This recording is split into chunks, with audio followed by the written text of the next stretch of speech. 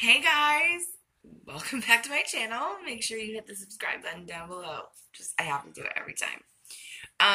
But if you can't tell from the bags under my eyes or my hair, it's 5:30 in the morning.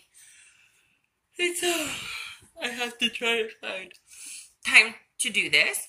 And I hope you can't hear that. My son had a little orientation at school last night, and my mom is being awesome and sending a lot of pictures. But yeah, so if you hear burp, that's why.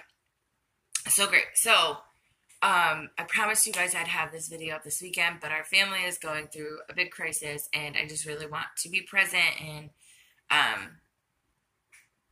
yeah. So I just ask for your grace. So,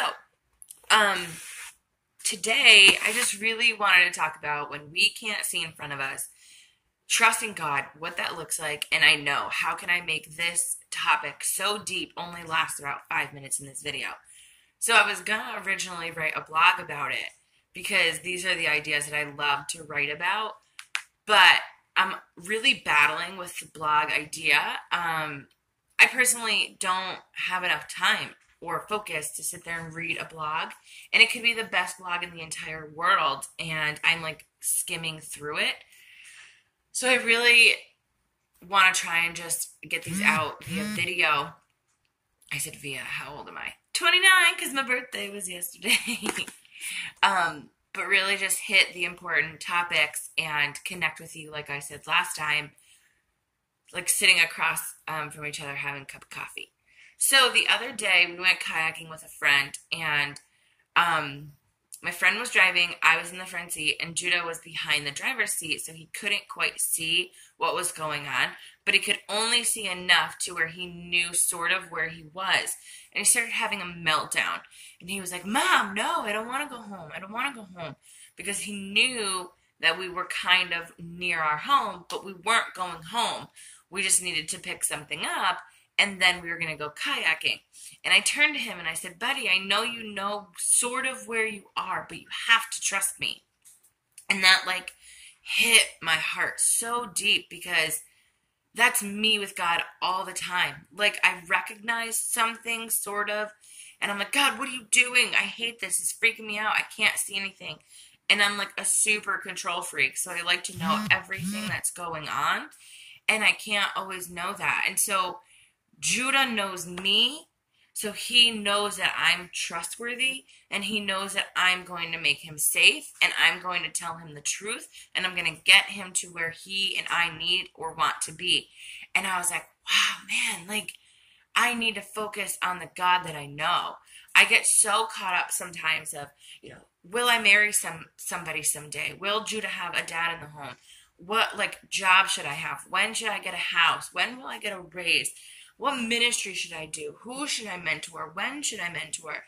Is Judah getting enough of my time and my energy? And I'm panicking all the time. But what that is my selfishness, my insecurity, and my fear. And what I should be doing is saying, "God, like, I know you.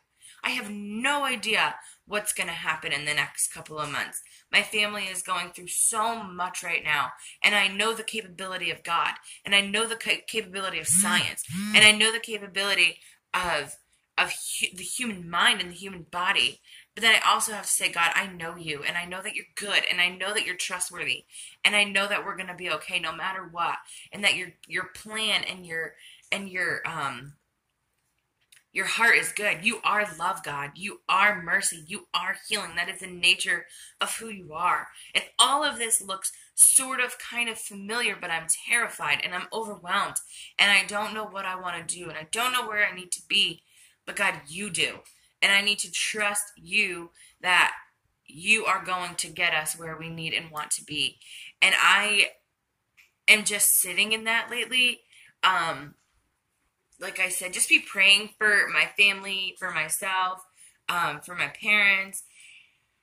It's been a wild ride lately. And, how do you walk normally, when you can't even see one step in front of you, right?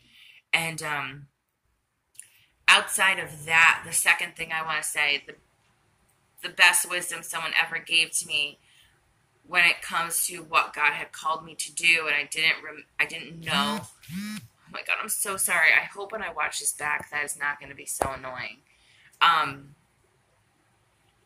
The best thing anyone ever kind of taught me about that, where I was like, God, like, am I supposed to, adopt 80 kids? Am I supposed to, preach, like, start a church? Like, what am I supposed to do? And someone said, what was the very last thing he told you to do? And the very last thing he told me to do was write my book. And I personally am, like, I think accidentally, but then just blatantly in disobedience, where, like, once a year I start to write, like, a chapter of this book, and it's coming. It's just really hard not only to focus, but there's insecurities. I write very differently than a lot of people kind of understand. I think very differently, and so I'm not sure if anyone's going to like it, or if it's going to make any sense, or if it's even going to help anybody. Like, my story is deep, but then there's some people who have a deeper story. There's joy, but then there's some people who have a lot more joy. And but then the other thing too is just finding time and really sitting down and being like, what chapter is going to be next? So that's part of why I started this blog and this YouTube channel. Is a lot of what I talk about is going to be in my book. It's going to be a lot more testimony focused, but it's going to be like each chapter is going to kind of what I talk about, like anxiety sucks, depression sucks, talking, like, understanding and trusting God when you don't see 2 feet in front of you. Sorry. But then, sharing my testimony in between that. I'm so sorry. Cat had to make a cameo, didn't he? Okay. So we're up to 7 minutes. I'm starting to ramble. I'm starting to not make sense. I'm exhausted. Lord help me. But what was the last thing God asked you to do? Or what was the last thing you felt like God called you to do? Whether that be show up on time to work every day. That is something I struggle with. Like, it's 2-3 minutes, but no, show up exactly on time or early. Whether that be you felt convicted to not watch rated R movies. Don't watch rated R movies. What is the last thing that he suggested you do? And then just be faithful in that. Be faithful in the little. Be faithful in trusting him in what you know. And so, you may be like, God, some of this looks familiar, but I feel like we're taking a really wrong turn, and I don't know what to do. Focus on who he is. Focus on who you know he is.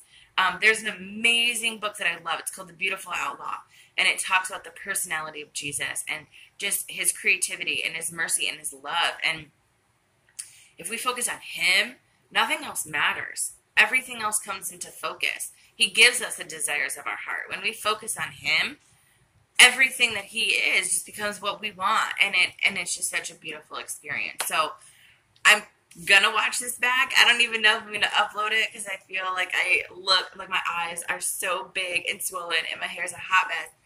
But you know what? And this vibrating of these text messages. But anyway, I love you guys. I am praying for you always, and I'll talk to you soon.